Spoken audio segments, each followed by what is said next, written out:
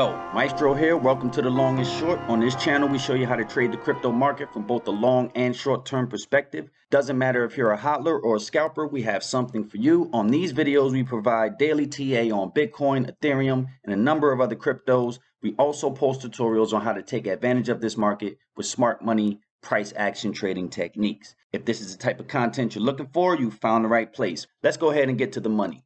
Crypto Fear and Greed Index currently sitting at 28, up from yesterday's 26. Seems that the market is starting to retrace a bit on us. This is leading me to think that we may be starting to swing into more of a ranged zone, not necessarily a big up push that we were expecting, but it is still fairly early in the week. I'm thinking Wednesday is, sort of a choppy day. We may see more bullish activity towards Thursday and Friday, depending. All right, so let's take a look at futures here.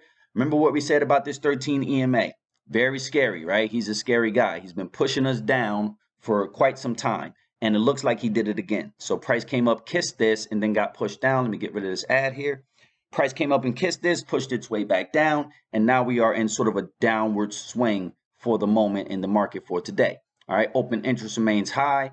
No one's positions has changed in regards to large speculators to small speculators to commercials.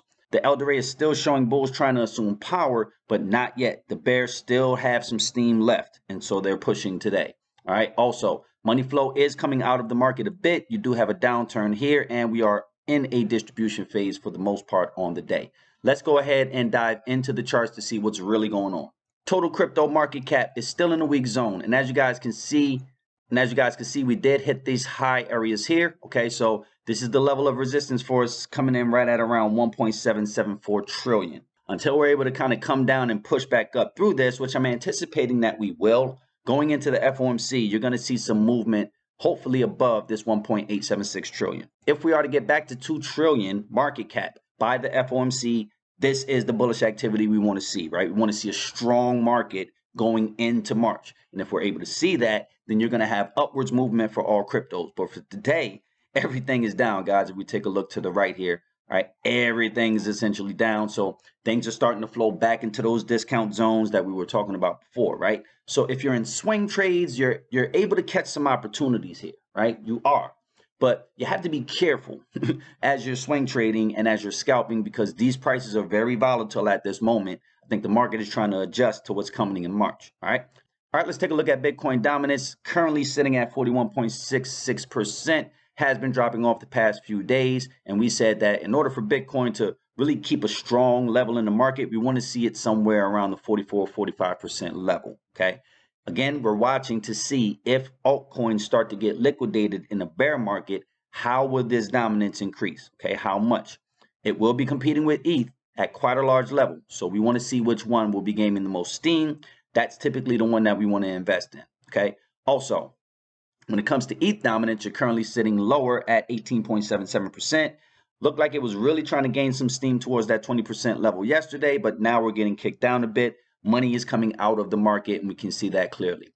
Let's take a look at the scalping charts to see where the opportunities may be. Okay, on the Bitcoin 1 hour, we can see that price did come down, fill these imbalance areas here, which is essentially what we thought price was going to do. And now it seems to be trying to gain some steam back up to the upside.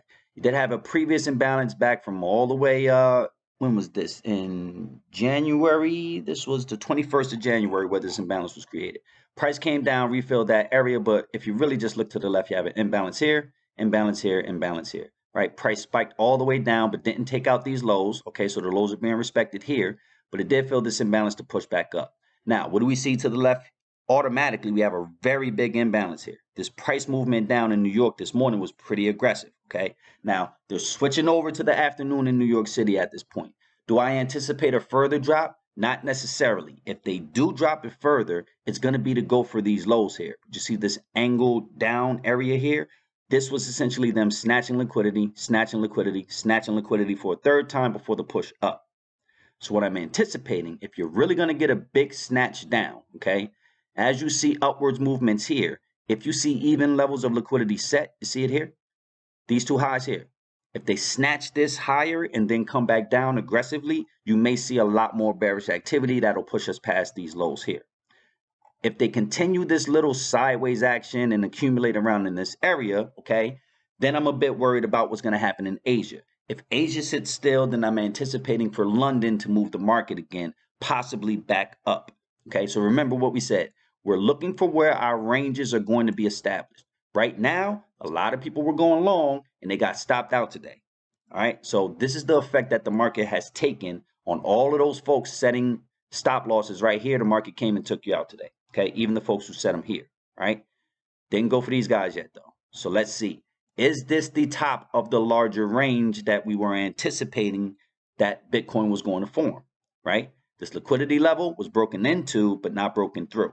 Okay, so will Bitcoin trace back down to this low area here of around 33, or will you start to find your support more around the areas of 36, right?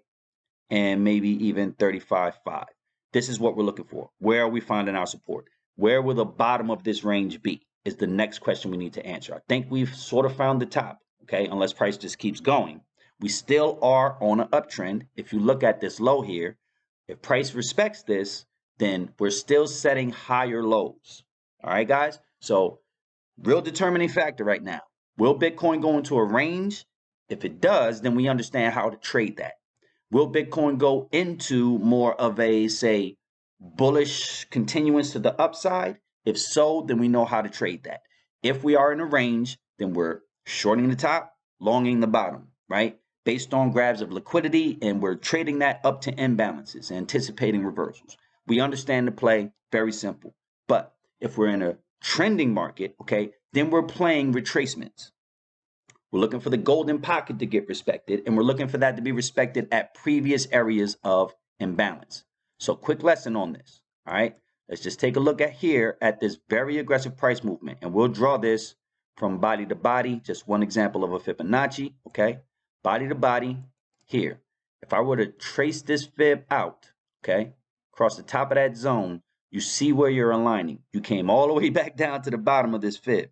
So the fib isn't necessarily being respected, which has me thinking that we're going more into a ranging market. All right, this gives me more bearish vibes.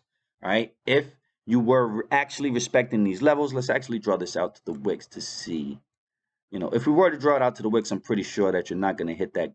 You're going to hit that golden zone and trace right within it, right? So depending on how you draw your fib, right, at this point, if you draw it to the bodies, which is the way that I typically tend to draw it, has me thinking ranging market. If you draw it to the wicks of the candles themselves on the higher extension move, you know, the most aggressive price movement, then you're falling right in that golden zone. It's actually the most opportune time to take a long, right? You're in an imbalance area. You're right in the golden pocket. So this is where traders get tricked and trapped, essentially. Depending on where you're placing that Fibonacci, and we're going to do a whole tutorial on this. Depending on where you place the Fibonacci has you making decisions right now. For guys who place it to the wicks, all right, boom, you're thinking long. For guys who size it up to the bodies of the candles, you're seeing your Fibonacci essentially get disrespected. Now, you could also draw the fib from here, which also aligns it body to body with the golden zone, right? So depending on where you place your Fibonacci, right, you may be seeing one or two different things. But in regards to a scalping play right here, I'm thinking that you want to see price move more towards the end of New York, which is going to be in a couple of hours, or in the Asian session, okay? Once the Asian session kicks in, we'll get a better idea of where price wants to go, okay? And usually Asia will come in, fake one way, go the other way, wait an hour, go the other way. They're very back and forth in the way that they go from hour to hour, okay? But the majority of the move will be, they'll pick an hour and they'll move the price very strongly within that hour. Take the next hour, maybe move it up a little bit or down a little bit, depending on their previous move, and then the following hour, they'll push it again, right? So these are the things that we're going to be looking for, all right? From Asia to London, what is the outcome of this down move in New York? Will they play it opposite, push the price back up again, which may be rare for Asia, all right? We may have to wait for London, so price could sit in this zone, swinging around in this zone a bit, or will London come in and also dump, right? Will Asia come in, also dump? This will tell me that we're in a range, all right, and we're just pushing back to that bottom side of the range, and I'm looking for anticipated moves once we get there, all right? So this is how we're playing the scalping market right now. Again, not financial advice, but this is what we're out looking for, okay? You retrace back down into a golden zone, couple of different ways on depending on how you traced your Fibonacci, right? We always like to get confluences in Fibonacci. All right, so depending on what happens, I guess over the next few hours, that's going to give you your outcome for how you should play your scalps and swing trades. All right, let's move into a more macro perspective to get an outlook on more of the altcoins and Bitcoin on a larger perspective. Okay, so we should be able to run through these fairly quickly today. Since everything is down, everything should be swinging back either into a discount zone, trying to play the low premium zone, bottom of it, or into a bargain zone again, okay? So the main line that we're watching right now for Bitcoin is around 30K. There will be support levels higher than that, but 30K seems to be the number, but we are trading within this range so far. This low here at 33 is what we're afraid of. If price breaks below that, then chances are we'll go for 30K. And if we go into the FOMC at 30K, we're probably going to capitulate after that. All right. So this is why we want to see a strong market. Bitcoin in a low premium zone, a bit higher than 40K going into the FOMC.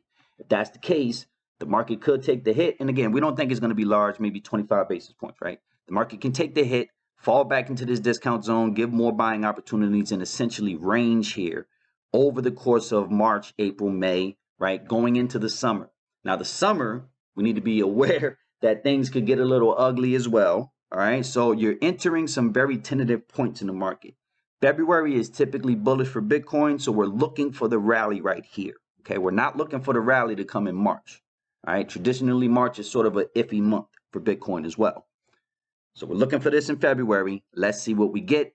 All of this down movement today could just be a fake out for larger pushes to the top side. You see there were a lot of imbalances for price to clear out on Bitcoin. It's the same for a lot of other altcoins as well, right? So we can see to the top side here that our imbalance wasn't necessarily clear to the top side. We want to see that done. We want to see ourselves break above 40K. And if we're able to do that, then we have a pretty good outlook when it comes to this. When it comes to Ethereum, we are also in a low premium zone. Okay, so not too much to say about ETH, but ETH did trade its way back up into this low premium zone. We want to, again, see if we're supported at 2,400. And if we are, then chances are price is going to be able to continue to stay in this low premium zone. But if not, we're anticipating that it's going to break down to a discount. And again, the market is down today, so we'll see what happens. But the levels we're really watching for ETH is 2,401.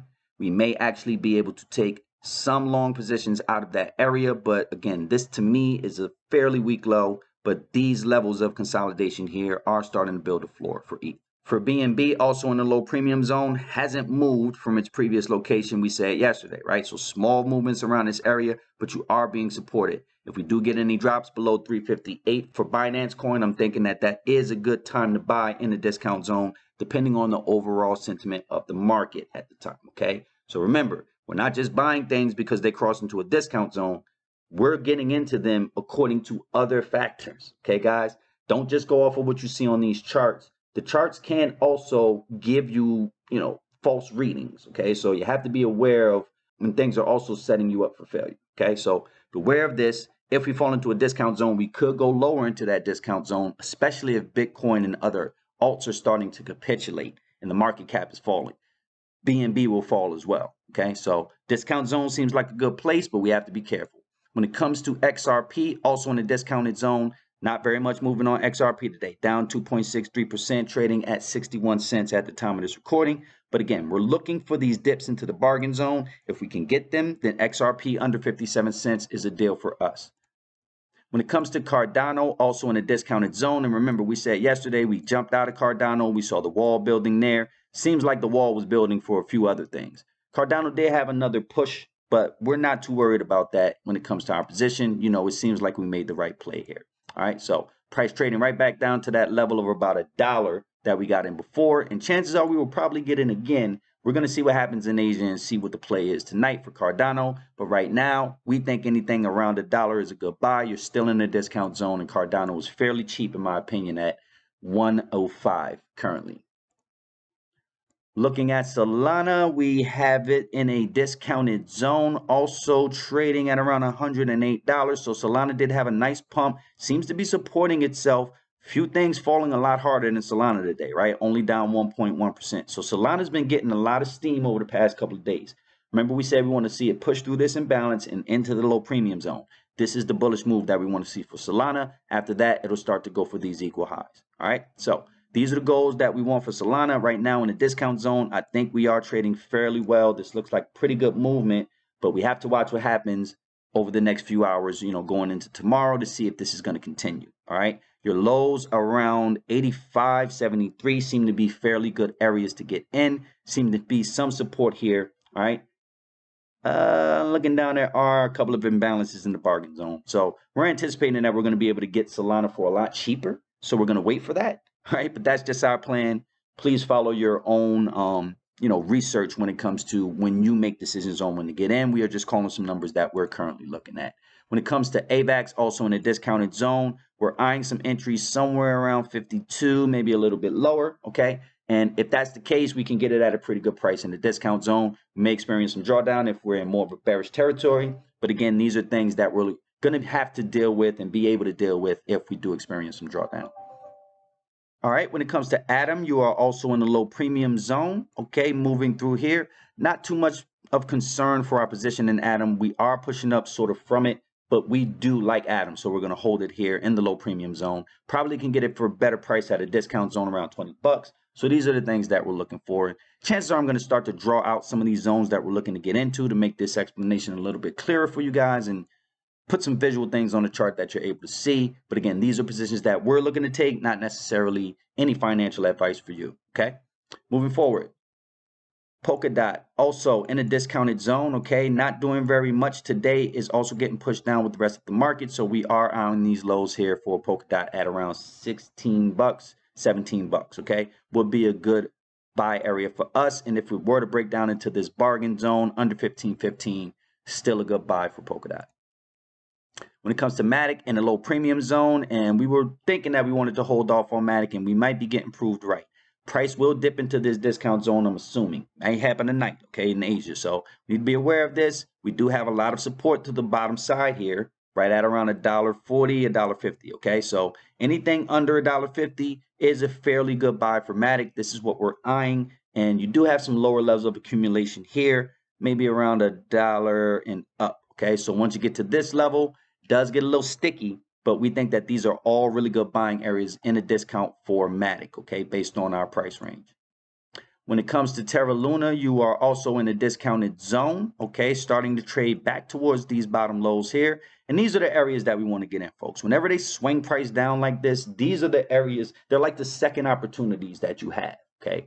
The people who got in earlier, they're dealing with the drawdown today. They're dealing with a couple of losses today, maybe, all right, maybe not. But price is going to give you a second opportunity. That's what all of this fluctuation is about, okay? So if we drop into these lower discounted areas of around $40, Luna becomes very attractive to us, okay? We believe that this is a very strong project and it will continue, so that's what we're looking for.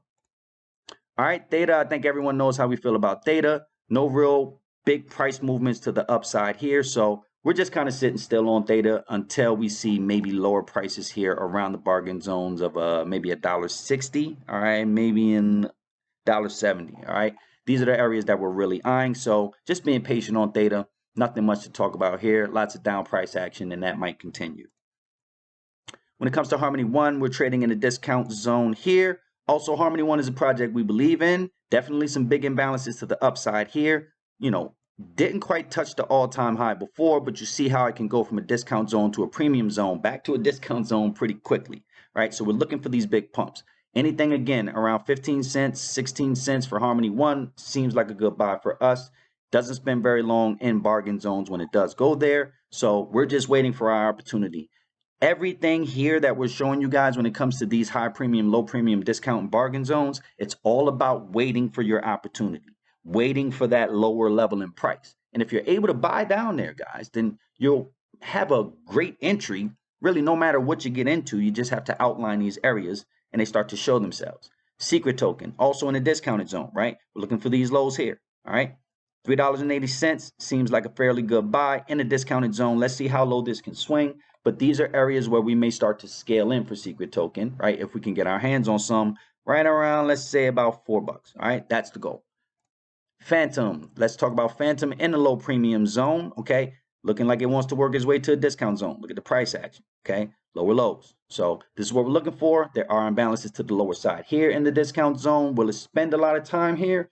Hasn't recently, maybe a few days, a few weeks, whatever. in this zone, but you see how it can launch from a discount zone to a premium zone quickly. These are the things that we're looking for. We believe in Fantom, also a fairly good project. A lot of dApps being built on there. So we think that this does have a future. Anything in the discount zone under $1.83 is a fairly good buy for Fantom, we believe. When it comes to VeChain, also trading at 5 cents, currently in a bargain zone. And we said that we want to see some really aggressive pushes up for VeChain. We want to see it take this imbalance and break market structure. If it's able to do that, then it's still an aggressive buy in the discount zone, depending on the overall market conditions. Okay, so all of this relies on a few different factors: the market conditions, general market sentiment, your market cap. These are all things that we look at and analyze at the same time, right, guys, to get a better idea of whether or not money's coming into this market or if it's just kind of falling off. And these are the things that we want to pay attention to. All right, moving to Algorand, also in the discounted zone, but showing some strength, right? We always think Algorand is just going to pop out of nowhere because it doesn't, right? It just comes from these bargain and discount zones and jumps up, okay? Few days of price action. Then it just stabilizes itself. So right now, in this discounted zone, you have a fairly good opportunity still to get Algorand at lower prices of 99 cents currently, right? Even though you're experiencing down action today, look at who's up, right? This zone is maintained, right? Coinbase, whatever it is they have going on over there, this is maintained, guys. These floor levels of around 82 cents are held, all right? If it drops a little lower to maybe 68 cents, happy days.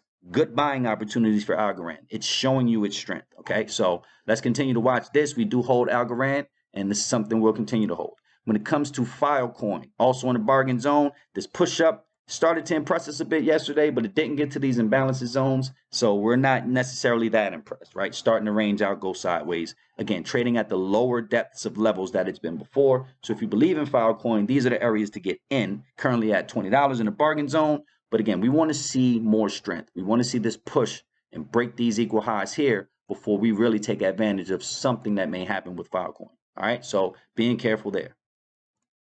Dogecoin, my favorite meme coin, also trading at a bargain, all right, swinging sideways, and we explained how we feel on Doge. Look at the price action, folks. Very, very, very weak. Very weak price action. This looks like Doge when it was trading at 7 cents. If we go back and look at this previous price action, guys, you see how small this is? You're starting to get back into these areas. So unless you get a real influx in price action, you're going to be down in these bargain zones for quite some time. All right, now if Doge were to go to 76 cents, it may be worth the look. All right, let's dive through the rest of these fairly quickly because we do have some things to do today. When it comes to Loopring, all right, this is one that was requested via a comment, also in the bargain zone. Downwards price action. We're looking at imbalances here for price to clear out. If Loopring can support itself around 38 cents, this seems to be the opportune area to buy. Also, when these imbalances get filled up, right, these are also good areas to buy. So Loopring did the normal price action thing. It came all the way down, filled these big imbalances that it presented, right? And all this is doing is giving people opportunities to buy back in at these discount and bargain prices, all right? So Loopring swinging also in sort of a range, but to me, a good deal at 90 cents in the bargain zone, okay? But we do want to see another push to the top side to really give us confidence that this is going to continue to have this type of price action, and we're not just going to see a depression all the way down into a bargain zone.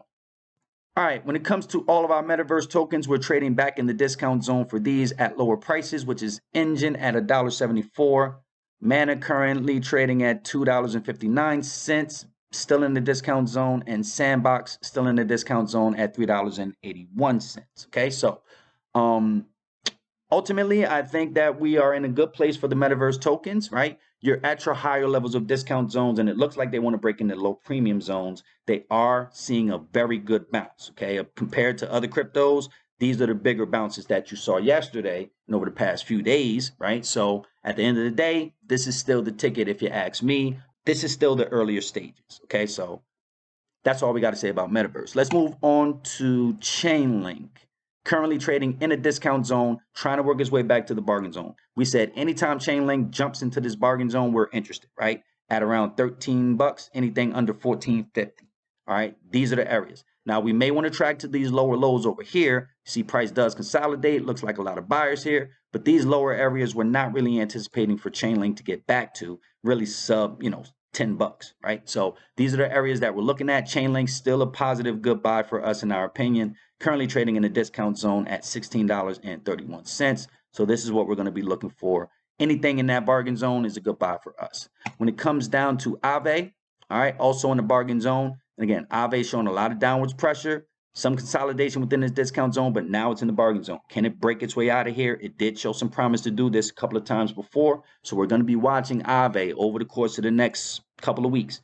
I want to see how strong they're able to jump out of here. Okay, if it's strength, then the discount zone may be a good area for us to buy, maybe right at the top of the bargain zone if we see it happening fairly quickly. All right. Into the graph, also trading at a bargain. Okay. And again, downwards price action, lower lows, lower highs. Okay, but you're starting to consolidate here right between the discount and the bargain zone. Very small range. Concerned about that. If we look to the left, there are lows here at around 25 cents, 22 cents for the graph. If we can get it that low, that's a fairly good buy if you ask us. We do think the graph has the potential to grow, but that's yet to remain to be seen. And it will be interesting to see what happens to the graph in a bear market. All right, if we are actually headed there. Last but not least, let's talk about Curve Dow, also in the discount zone. And we like Curve Dow. We like the way it jumps out of these zones into higher premium back to discount, right? This is the price action that we want to see. But right now, it's down today. All right. And ultimately, we don't have any less faith in this, right? You do have levels of support here within this consolidation zone that price seems to be respecting around $2.63 and maybe down a little bit. Okay. So that's what we're looking at for CRV. We will continue to cover this market and we will continue to bring you some good insights on where the prices that we're looking at in regards to entry, exit, etc. And we're going to show you how we'll grow our account, right? Both from a short-term trading perspective to a long-term trading perspective. That's why we call the channel Long and Short. All right, so salute. Thank you, everyone. We appreciate you. Please like and subscribe if you like this type of content. It's your boy Maestro. We out of here. Peace.